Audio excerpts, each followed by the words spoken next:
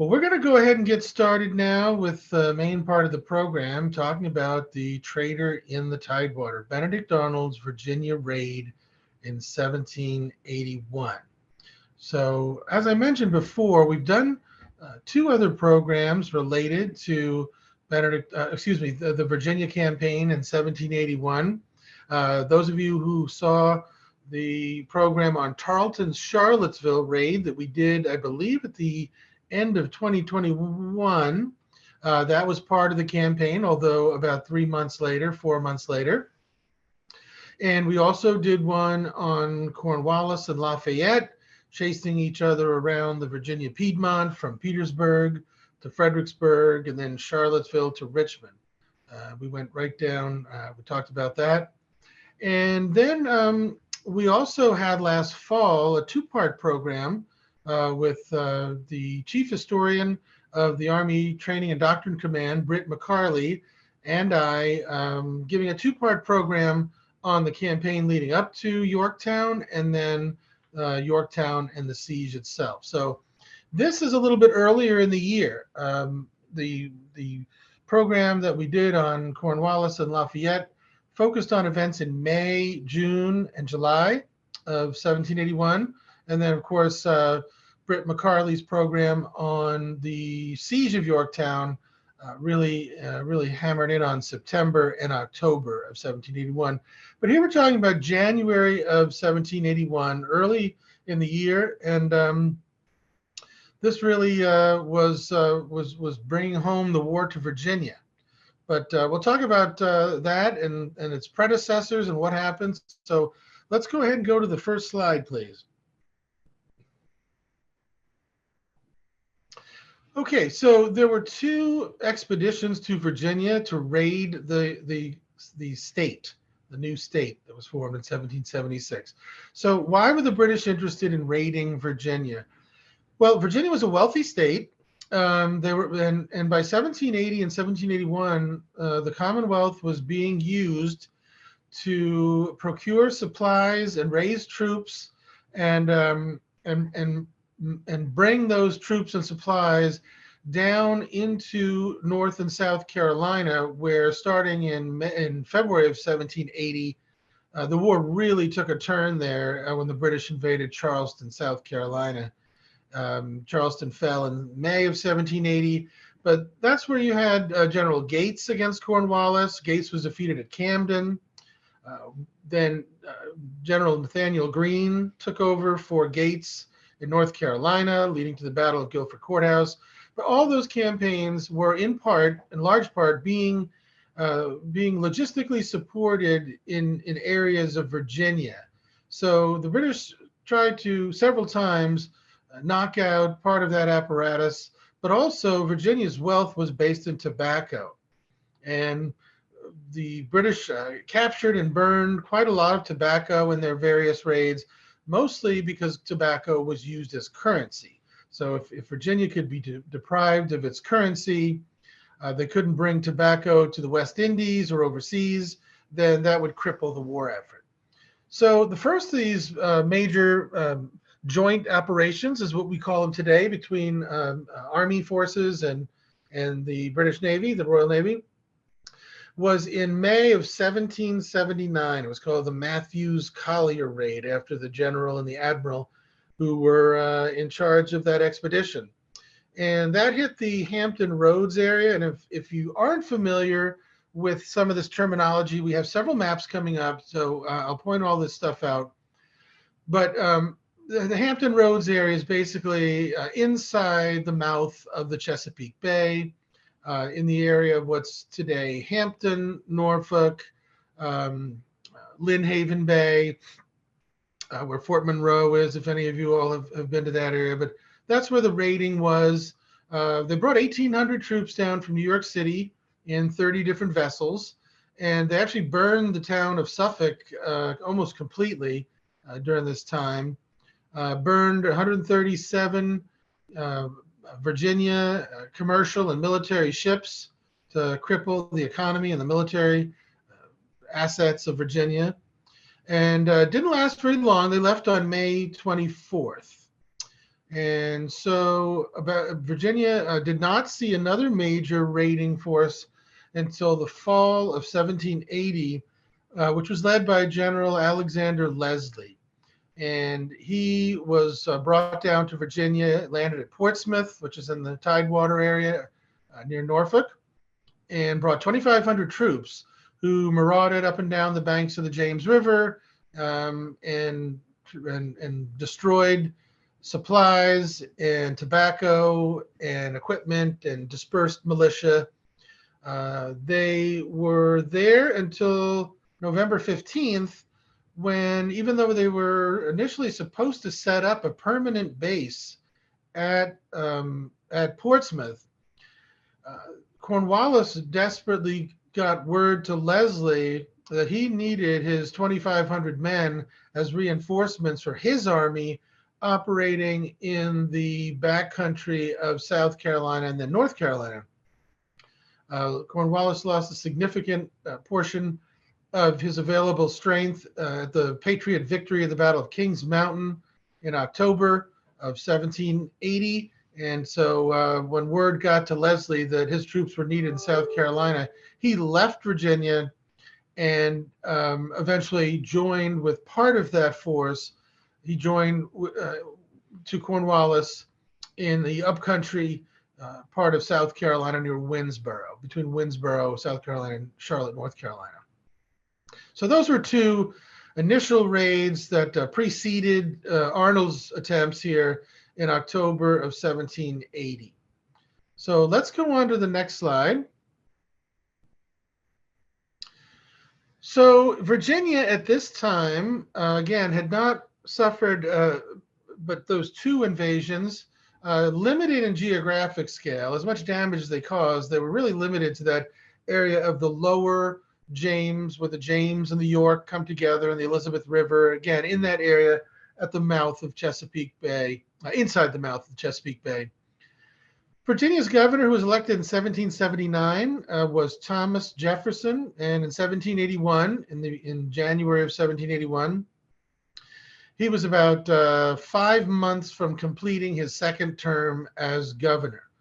And also with him in January of 1781 was the Baron von Steuben, a major general in the American Army, but with French military background, Prussian military background. Those of you who remember, he was the one who helped drilled taught the American Army at Valley Forge a simplified version of the European drill. Taught the officers and then later the men how to move, maneuver, fight, all these kind of things that they did not adequately know how to do in the Valley Forge winter of 1777, 1778. So when Nathaniel Greene was sent south from New York to take over command of the Southern Department in October of 1780, he arrived in the South, in Charlotte, December of 1780. He had General von Steuben with him, and he was going to act as a second in command. But as Greene spent time in Virginia prior to moving on to Charlotte, he realized that what he really needed von Steuben to do is stay in Virginia and be this Continental Army overarching authority, to have the authority with Jefferson's help to marshal the supplies and troops together, enlist men, organize them, get the officers' commission, arm and equip them, and then when they were ready to move them south into the Carolinas. The same thing with supplies. So he stayed in Virginia, and so at this time of Arnold's raid, he was actually in the Richmond area and acted in any way he could to try to minimize the damages and react to Arnold's raid. It was a very difficult assignment. Basically, Virginia was really unprepared to defend against the British. And we'll see in a few minutes about why that is. A lot of it has to do with the geography of Virginia, being that Virginia's state navy was very small, had small um, ships compared to the British frigates and larger ships that they have, and any British force that had command of the water could sail well past Yorktown on the York River, up the Potomac River to as far as Mount Vernon, and also the James, just about all the way to Richmond. And in fact, that's what Arnold would wind up doing. So Virginia really was not prepared either in a naval sense or with land fortifications to defend itself. Although they had been warned earlier in the war, particularly after that 1779 Matthews Collier raid, that they really ought to put some defenses and cannons on bluffs and defended with troops and to be able to repel any British naval attack coming up the James River.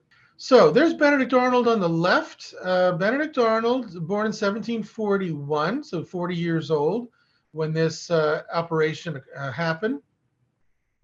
The raid actually started in 1780, but he wound up getting to Richmond in early January of 1781. So Arnold, if to familiarize yourself with him, Arnold was a war hero for the Americans. He helped lead an expedition in 1775 to capture the key post in the frontier of New York, Fort Ticonderoga on Lake Champlain. That was considered a key coup because it let the Americans have access not only to controlling the waterway between Canada and New York City, Canada and Albany also, but also to have British artillery that was at Fort Ticonderoga, which was very valuable to Washington's forces in the Boston area that winter. He was also a very heroic figure in the Battle of Saratoga, actually the battles of Saratoga in September and October 1777, where Major General Gates, the overall commander, and Benedict Arnold did not get along well at all. Arnold had a very prickly sense of pride. He was someone who wanted to go on the offensive, whereas Gates had more of a conservative approach. We won't go into the details of the Saratoga campaign tonight, but in one of the attacks in the Second Battle of Saratoga, he was wounded severely in the leg, and he was out of action at that point in 1777.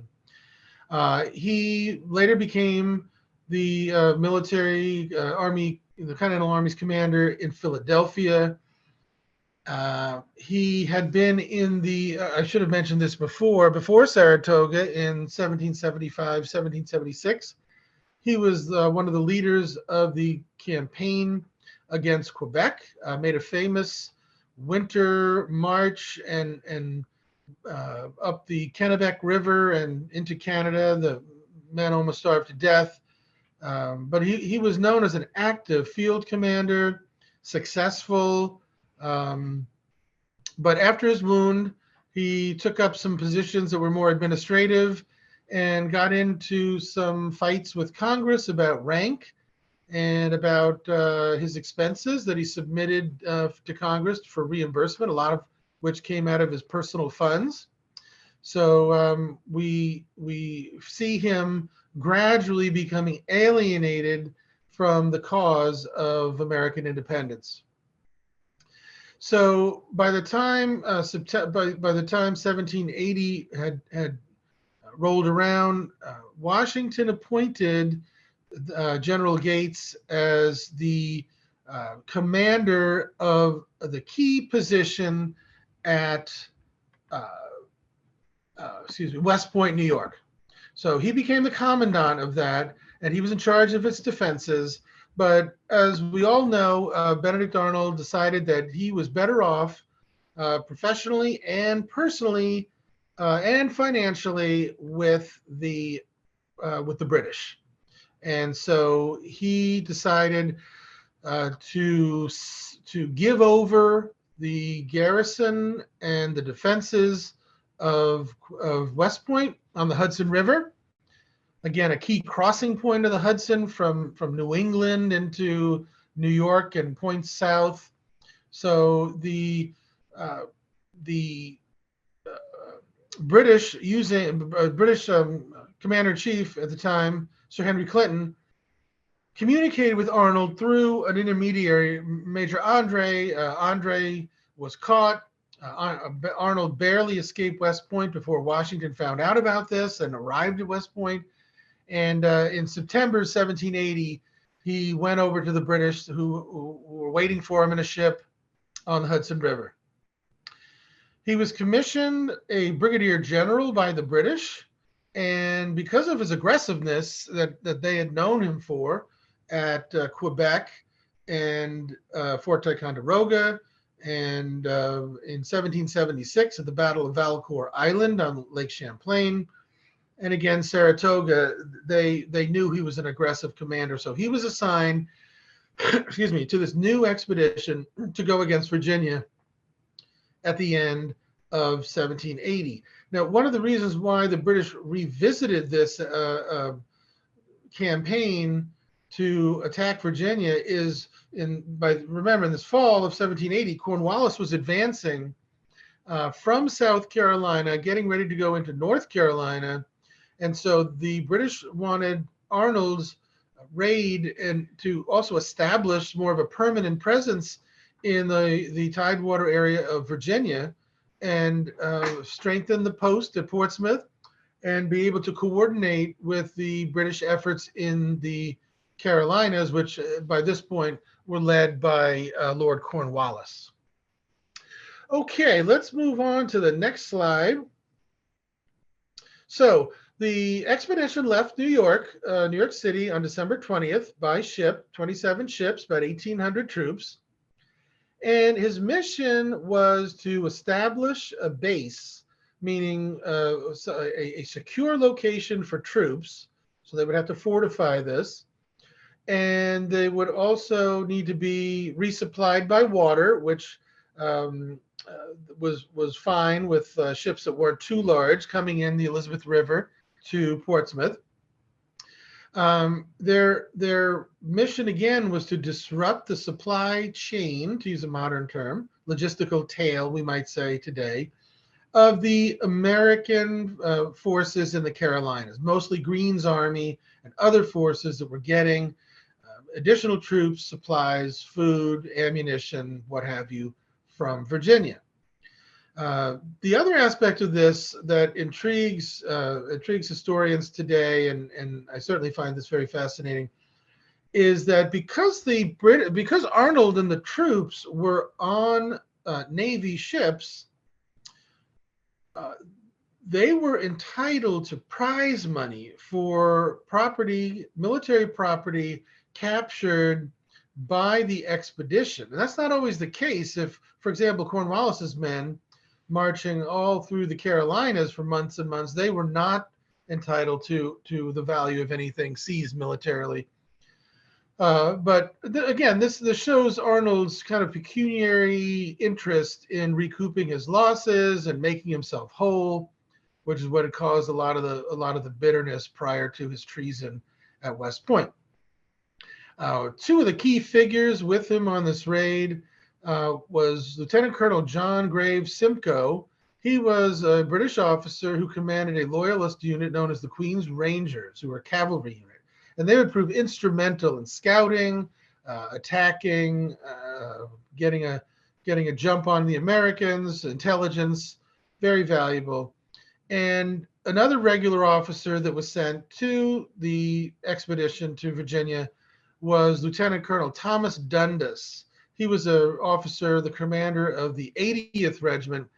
And these two British officers were sent along with Arnold because Clinton never really 100% trusted Arnold after he had committed treason against the Americans.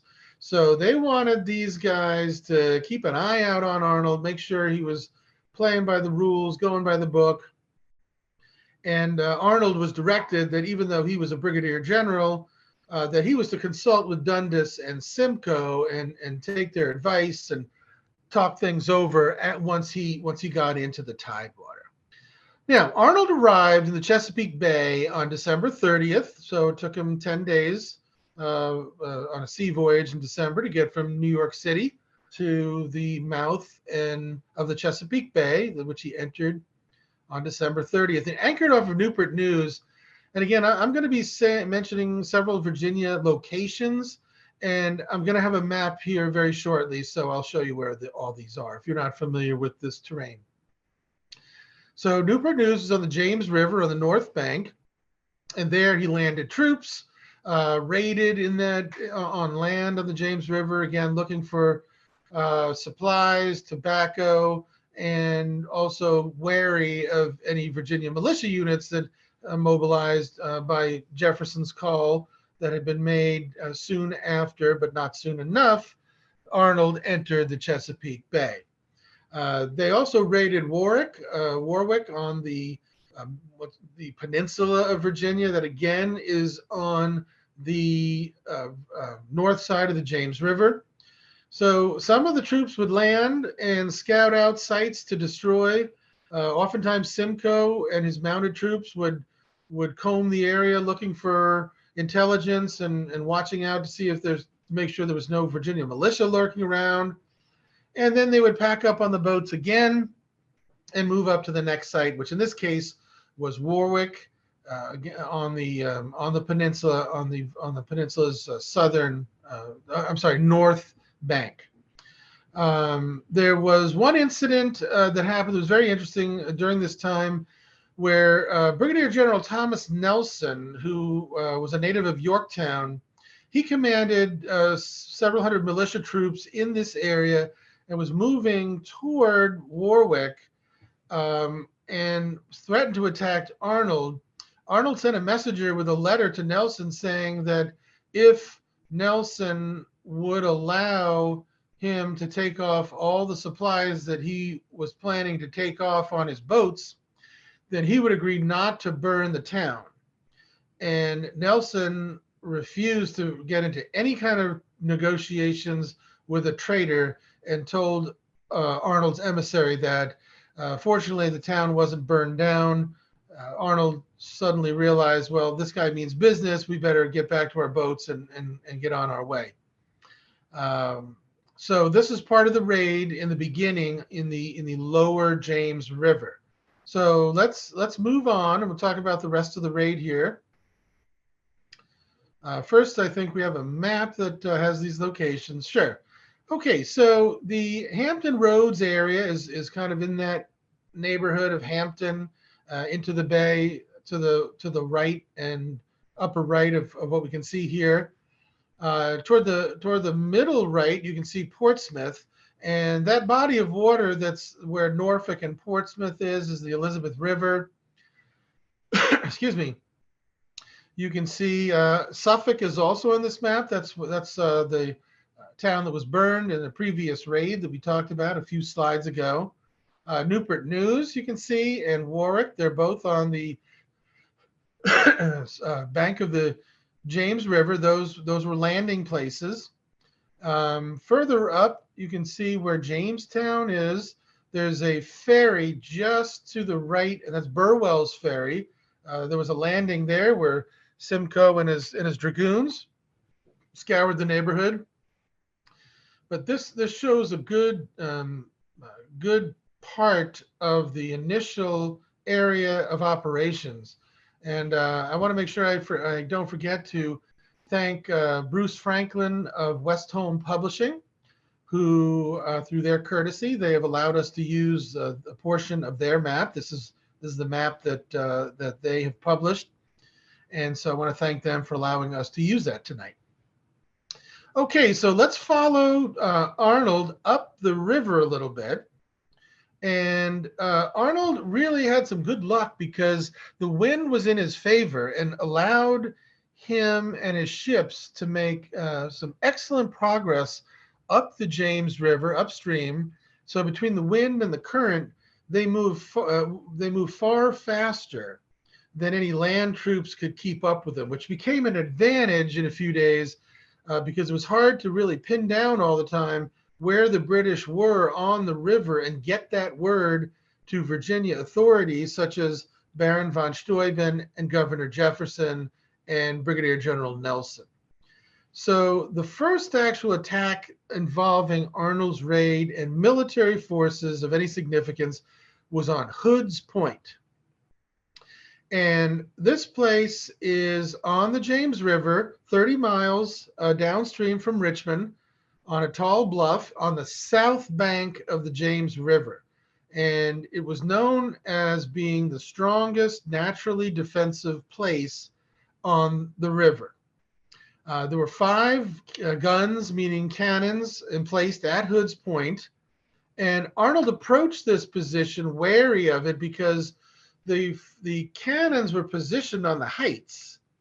And what the advantage of that was in 18th century, 19th century fighting with artillery positions is it allowed not only a great vantage point over the river from the garrison manning the fort and working the guns, but it also allowed for what was called a plunging fire.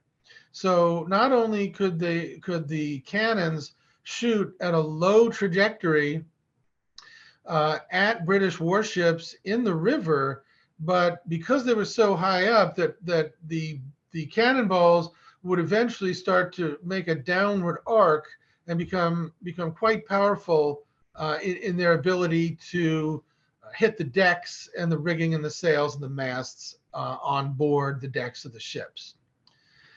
Well, the British bombarded the fort, which was manned by a very small number of militia troops, less than 100.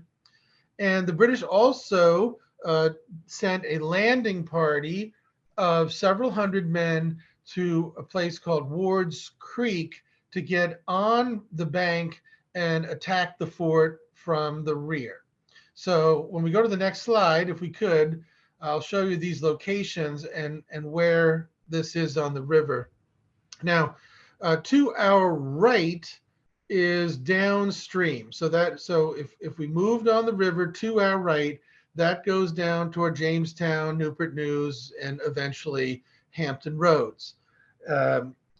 The red star is where the fort was. That's Hood's Point, and those are where the bluffs are. And you can also see there that when the river right at that star, where the river makes that almost 90 degree, well, actually a 90-degree turn northward in that bend of the river, that's where the fort is. And that was another key part of this location because remember, the British ships were sailing ships. So in order for them to turn direction, the wind had to be just right, or they had to tack, which is back and forth. But having a bend in the river where it gets really narrow like that is a great place to shoot at British ships because you're much closer to the British ships. You have plunging fire, and they're slowly going by your position. Now, the white many-sided star down there, I'm sorry, the yellow star, that's where the Ward's Creek landing was. And so the troops landed there, started to move on to move to attack Hood's Point. But by the time they arrived anywhere near there, the garrison had fled. So the troops packed up, got back on the boats, and started up toward Richmond. But they planned to land where the blue dot is, and that is Westover Plantation. That's where Arnold and all of his infantry disembarked from the ships. It's very deep there at Westover Plantation. The ships can get very close to land and row the troops over in boats to the bank, and they were kind of reassembled there and gotten ready to move out on the banks of the James in flat ground at this very, very large plantation on the north bank where you see the blue dot here. Okay, so let's move on. We'll follow Arnold into town, so to speak. Now, Arnold made his landing at Westover, which is on the James River on the north bank. It was the home of Mary Willing Bird, who was suspect of loyalty. She came from a loyalist family. Her cousin was married to Benedict Arnold, of all the coincidences. And she provided hospitality for Arnold and the officers. The men kind of temporarily rested on in the fields around the house, Westover. And she was investigated. We won't go into it tonight because it's just too much detail now. But she was investigated by the Virginia government after the raid and even into 1782 about what exactly was her role here, and did she give aid and comfort to the enemy? Did she benefit financially by having some of her tobacco taken off and being sold for her by Arnold? It was an uncomfortable situation.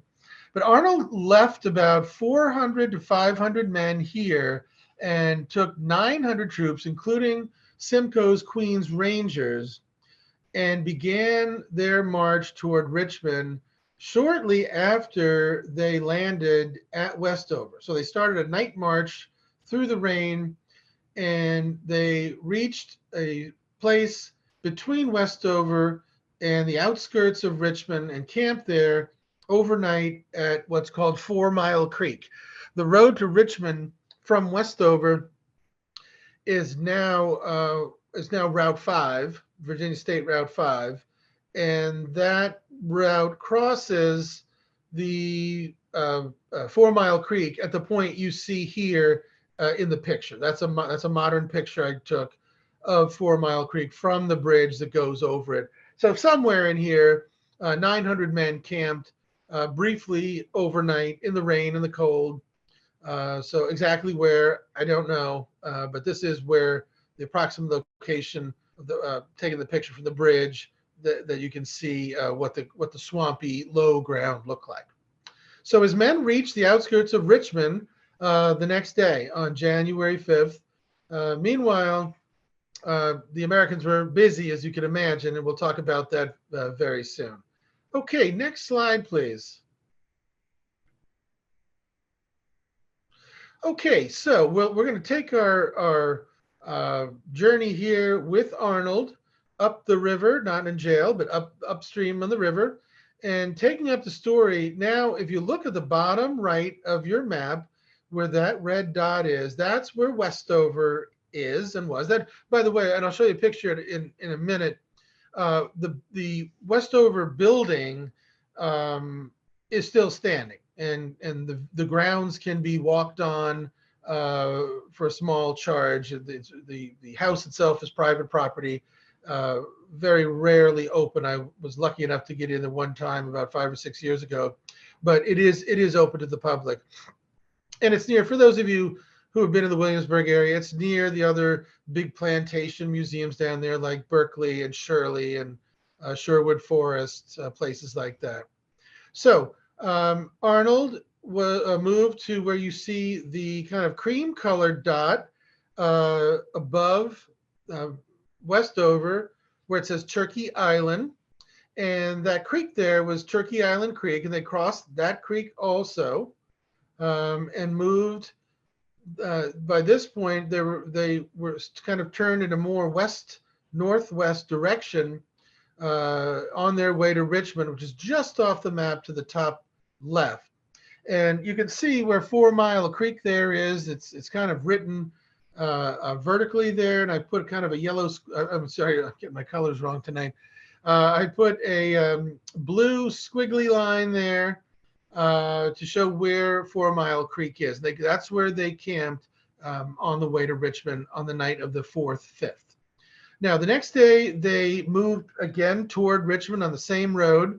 They moved through an area called Varina, which is where the Henrico County Courthouse was. at that time, and moved again up toward Richmond along the James and passed nearby a plantation house and 2,000-acre plantation house owned by the Randolph family, a very big Virginia family, including Thomas Jefferson's mother was from that family. Their plantation was known as Wilton, and that red dot is where you can see that location right there. That's where the plantation was.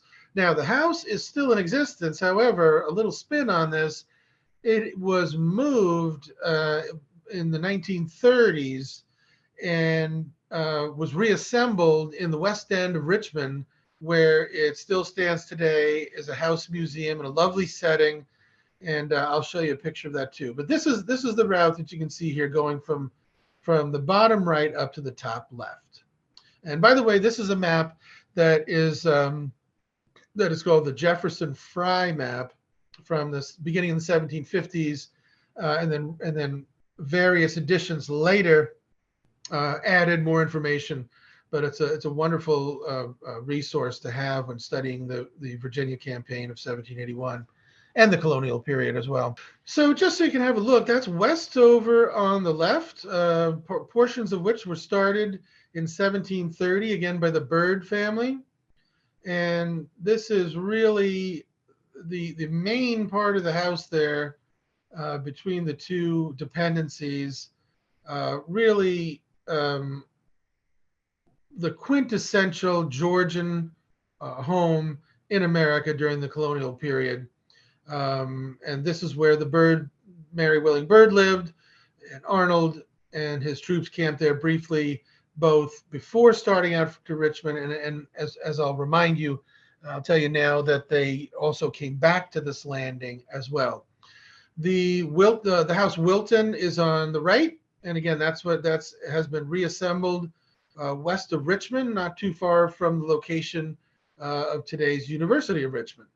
Let's talk about Governor Jefferson and Virginia's defense. And this turned out to be, we'll talk about this at the end, Simon. We can discuss this too if in the questions, but this was real. This started Arnold's raid and Jefferson's delay in calling out the militia really started out a very low period for him, possibly with the exception of, I'd say that with the exception of the death of his wife.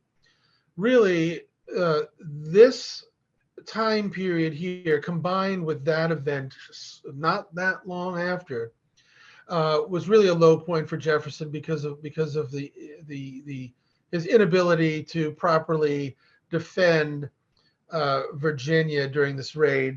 Now, Jefferson didn't know about the arrival of the fleet in the bay until December 31st, the day after Arnold's troops made their appearance. Now, the only way to communicate that information at the time, obviously, I'm sure I don't have to tell you all, is by courier, a horse and rider, riding from somewhere, probably in the Hampton area, to Richmond to warn Jefferson that the British had appeared. They would have counted the boats. Instead, the British have come with 3 ships of the line to whatever. I'm making this up, but they would have reported the number of ships. I don't know which ships were there at the time. So he didn't know then about the ships starting out to be up in the James River until January 2nd. So he was already late in calling out the militia at this point. Now, some of the local militia had mobilized, as we've seen, at Warwick and at Newport News and places to help defend those areas. But as far as a general militia call-up of several counties on the south bank and the north bank of the James, this was not done until it was too late. And he called out 4,600 Tidewater County militia counties to defend Virginia from this raid, all of whom were to be commanded by Baron von Steuben, who was at Wilton, the house that I showed you and that was on the map on the James River. Now, what Jefferson did when he found out that the British had entered the Chesapeake, he began immediately to try to remove papers from the capital at Richmond. Richmond had been, the capital of Virginia had moved from Williamsburg to Richmond in 1780, earlier in the previous year, 1780. And he was trying to remove very valuable supplies, cannons, equipment, forges, anything to make metal, that kind of thing, away from Richmond, and particularly at West Ham. West Ham was known as the West Ham foundry. It made it made cannons. It made very difficult to find equipment that usually had to be imported only from France or the West Indies. There were repair facilities there. This was really a significant part of Virginia's logistical base of being able to supply themselves and the troops to the south. West Ham is west of the city, and I'll show you this in a map in a minute. So Jefferson spent a lot of time going between Richmond, which was a very small town. It was not like Williamsburg at all. It was very, very small town. And between Richmond and West Ham, several miles to the west, and helping to move supplies over the James River at Richmond to the small little village across the river called Manchester. And just as a precaution, he moved his family to a Randolph family-owned plantation that he had spent time growing up after his father had died, called Tuckahoe. So let's go to the next slide. All right, that is a image of Tuckahoe Plantation, and that is still standing as well. This was also built in the 1750s.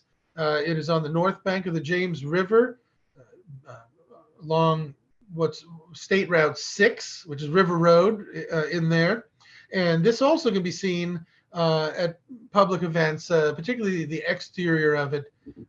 So it's a beautiful spot where Jefferson actually spent some of his youth. Okay, next slide, please. So here is a map that is often used to illustrate it, the attack on Richmond. And this one here shows some of the geographic locations very well. So let's start out where you see the kind of yellowy orange star on the bottom right. That is an area where the British ships wound up sending a couple boats up there. That is called Rocket's Landing. And that was kind of the primary place where eventually, definitely by the Civil War time, became a very large dock and wharf area. But it was also good for landing in the 18th century as well. The road you can see coming in from the right, where that crosses Gillies Creek. You can actually find that spot today. It's a little difficult, but you can find where the creek is still not buried by concrete and drainage pipes. And Arnold approached the town, and for those of you who've been to Richmond, the city has some significant hills, especially fairly close to what's now downtown and the river. The first thing Arnold and Simcoe, his cavalry commander, saw was militia troops on Church Hill. And Church Hill is labeled here on this map, and the militia were on the bluff, on the eastern bluff overlooking the road from Wilton and Westover, where Arnold's approach came from. Now, Simcoe requested and was granted permission to lead his cavalry and some light infantry, including German light infantry known as Jaegers, on a flank attack up this draw that you can see where the red arrow is, which is in this little tiny valley or draw of Gillies Creek. And they rode up that, trying to get up on Churchill from the rear to not only rout the militia, but also to try to capture them. Churchill now is very easy to find. It's where the church, I'll show you this in a second, it's where the church was and still is, that where Patrick Henry gave his famous speech, including the lines, "Give me liberty or give me death," St. John's Church.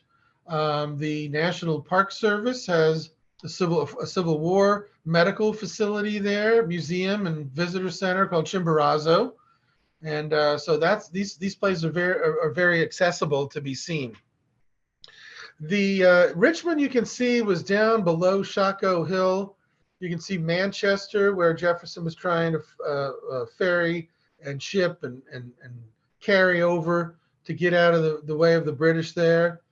And the main column under Arnold moved directly west across Gillies Creek, heading toward the town of Richmond, the small town there. All right, we may come back to this map if we need to, but let's go on to the next one right now. Okay, here, these are modern views. So can I go back one slide? And I'll remind folks where you can see the militia up on Churchill. The word militia is written in blue there. There's two yellow rectangles. That was the Virginia militia position overlooking Gillies Creek. Now let's go back. Let's go forward. Go forward one. So this is where the militia was deployed, right here. This is where they were standing. So Arnold's approach is way back there, beyond those industrial buildings and now modern condos and rentals.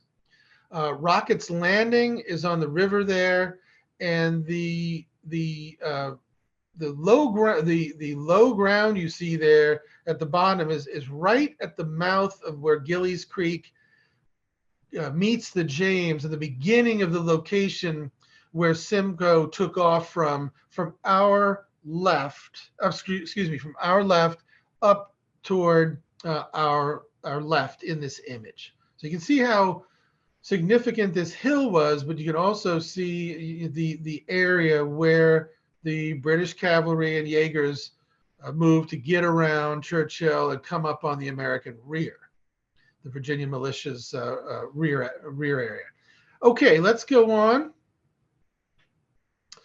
Now, Simcoe's flank attack on Churchill was very fast moving. This is an image of Simcoe, John Graves Simcoe. He later became Governor General of Canada, but he would serve later in Cornwallis's expedition across Virginia in the summer, Yorktown. But here we have him here in Richmond, and while the vessels supporting the British with equipment and any kind of food and supplies they needed had docked at Rockets at a landing there.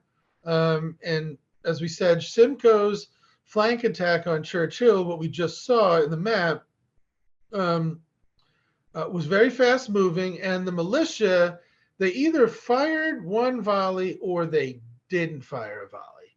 The accounts are a little different, and either way, they put up almost no resistance to this British attack on them.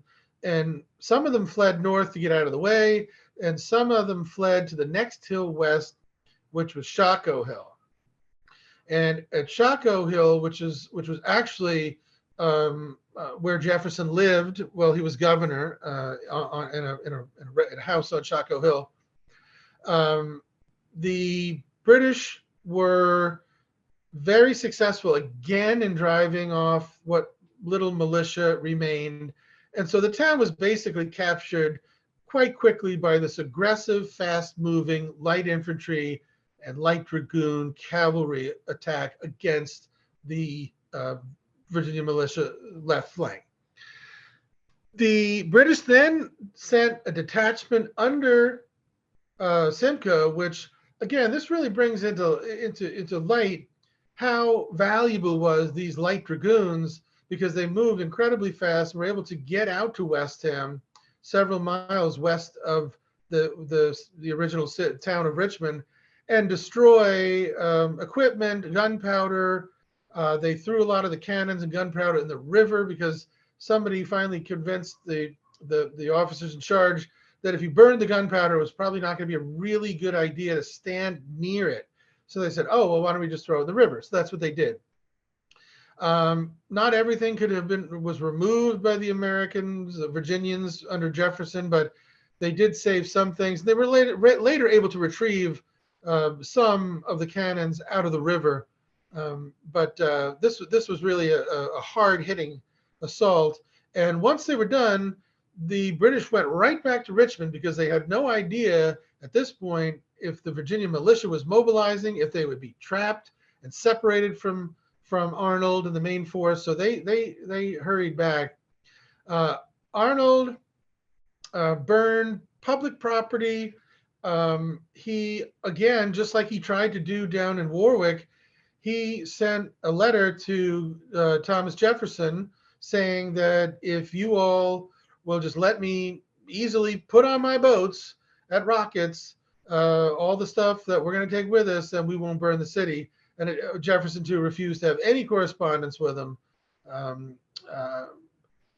This was not going to be a deal-making enterprise. Jefferson refused to do that. Okay, let's move on to the next slide. So here's some modern views of the James River. Now you can see the Richmond skyline in the distance, but Rocket's Landing was where the arrow's pointing in those trees and a little bit closer to Richmond. And it's hard to make out, but the mouth of Gillies Creek comes in there a little bit farther upstream. And so that's a good modern view of that. Next slide, please.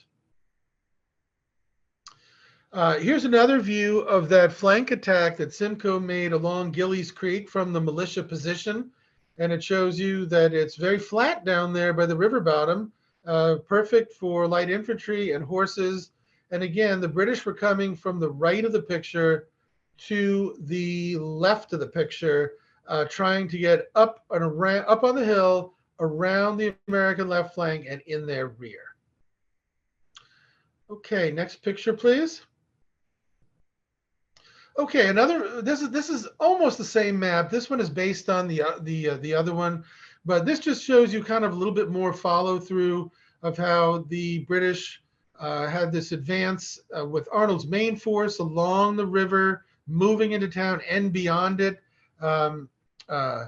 to go up onto what was then Capitol Hill and push off the rest of the militia. You can see where Shockoe Hill is there.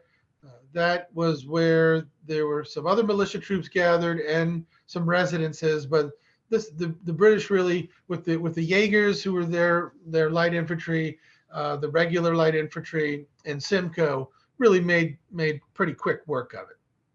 All right, let's move on to the next slide. This is an image of Shockoe Hill. This is the Shockoe Hill Cemetery. And you can see in the background on the right between the two green trees a building that is down, that's where downtown Richmond is. So you can see we're kind of overlooking the top of that building. So it gives you an idea of the cemetery. It's a huge cemetery from early times in Richmond, but it's a little bit hard these days because of I-95 and I-195 to get a real sense of the terrain here. But that's kind of that is what it looks like today.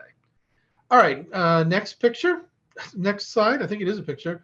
St. John's Church, again, that's up on Churchill. Now, this wonderful place has a colonial cemetery.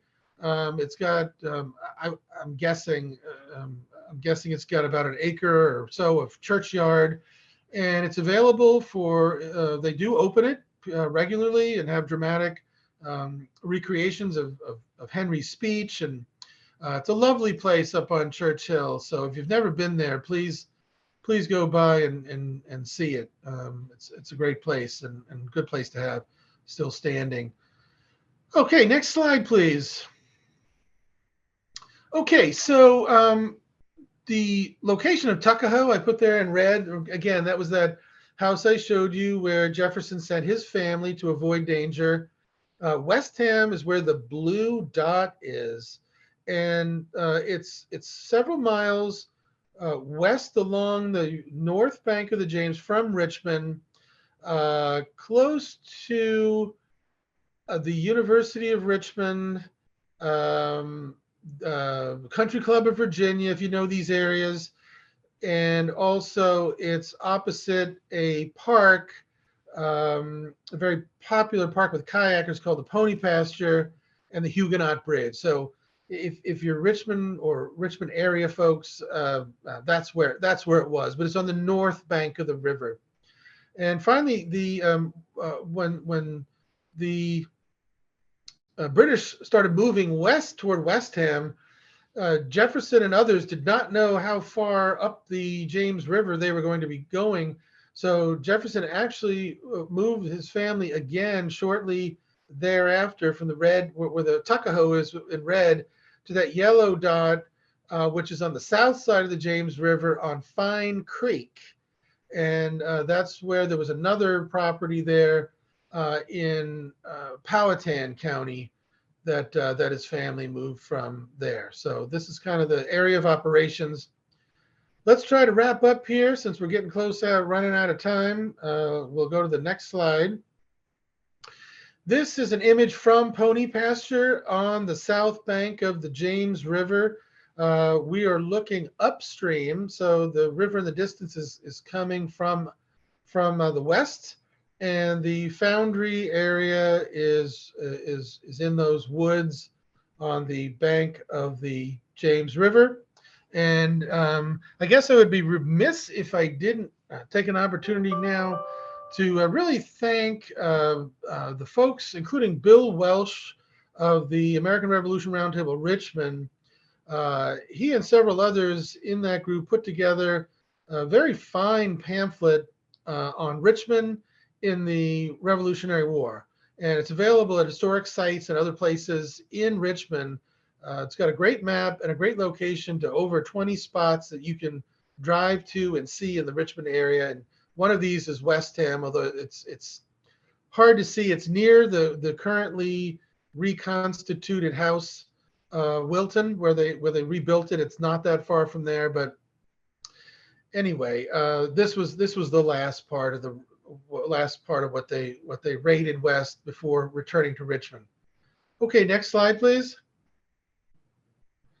Okay, so we can see on the map here on the James River, if you'll look at Westover again, that's where the plantation that they landed, and that's where they left from. They boarded the ships. The troops boarded the ships. For a while there, while they were at Westover Courthouse, there were all kind of rumors flying around, intelligence that there was going to be an American force gathering to attack, and somewhere in the neighborhood of Charles City Courthouse. That's actually an image of the courthouse, which is again still standing. It's in a rural area in Charles City County. But the British were able to load up and start moving down the river. And at Hood's Point, again, they landed to disperse a militia force and to raid into the countryside. There was some fighting there. It was very confused at nighttime. Eventually, the British embarked again from Hood's Point and wound up going down to Portsmouth, which you see on the bottom right of your map here. Arnold, just to tell the story to its end in 30 seconds, Arnold stayed in the Tidewater area. They continued to raid. Eventually, another expedition was launched in the Chesapeake under General William Phillips, who combined with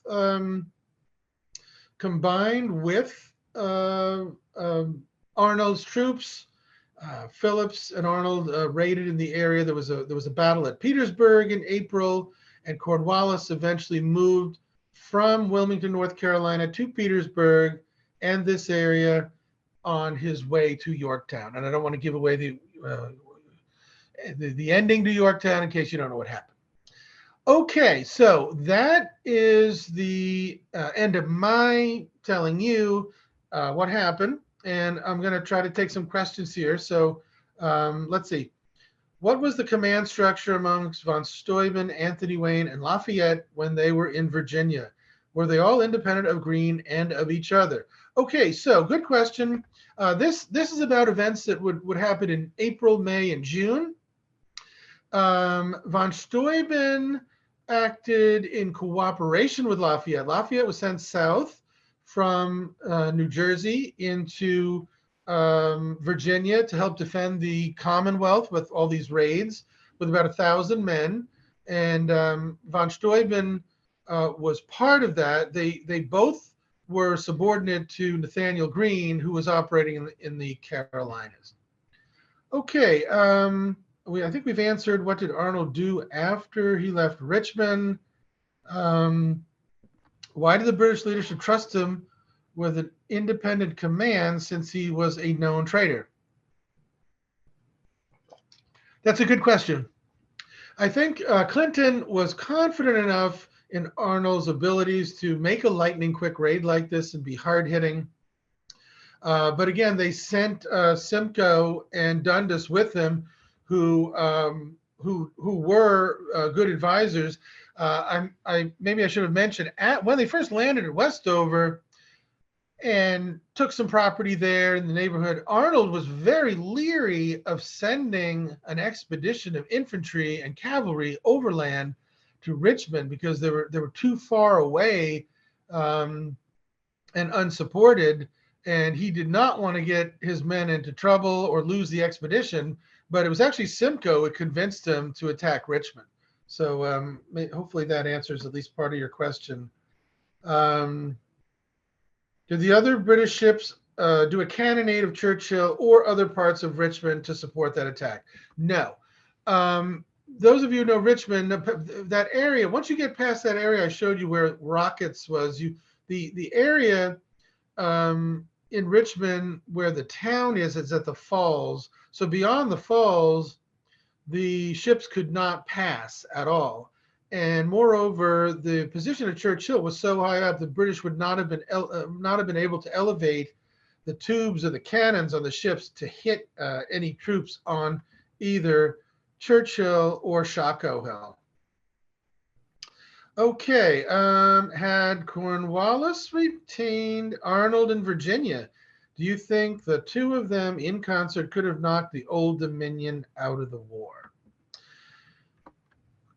That's a good question. So I would say, remember, Cornwallis, and the person who asked this question knows this, Cornwallis combined his army with Arnold's army when he arrived in Virginia at the Westover and Petersburg area.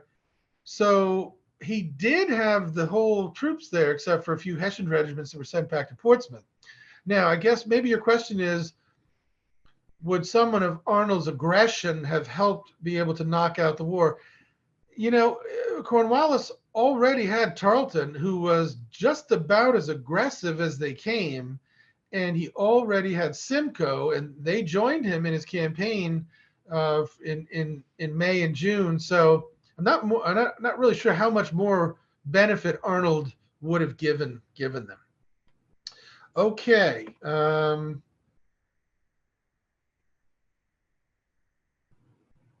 How successful were Arnold's activities in the Tidewater related to British strategic goals? Really just harassment? I would say it was part of the strategic goal in that the British were coming up from the south of Cornwallis, coming down from New York. The British were trying to knock Virginia out of the war as a logistical base. So anything they did would support that goal. But really at this point, it was harassment and interdiction of supplies being able to be sent south from Richmond via Petersburg and on into Southside Virginia and central North Carolina. I think that would probably be a good description of it. Okay, last question, didn't Arnold chase Jefferson to Charlottesville? Well, sir, you obviously did not watch my previous battle brief, which was about Tarleton chasing into Virginia to try to capture Jefferson. So it's a great question. The two events are oftentimes conflated, particularly among some recent, in the last 6 or 7 years, recent books about Jefferson's flight to Monticello. The details often get garbled in secondary literature, but that was part of the operations in June. So before we go, let me go ahead and thank everyone for watching.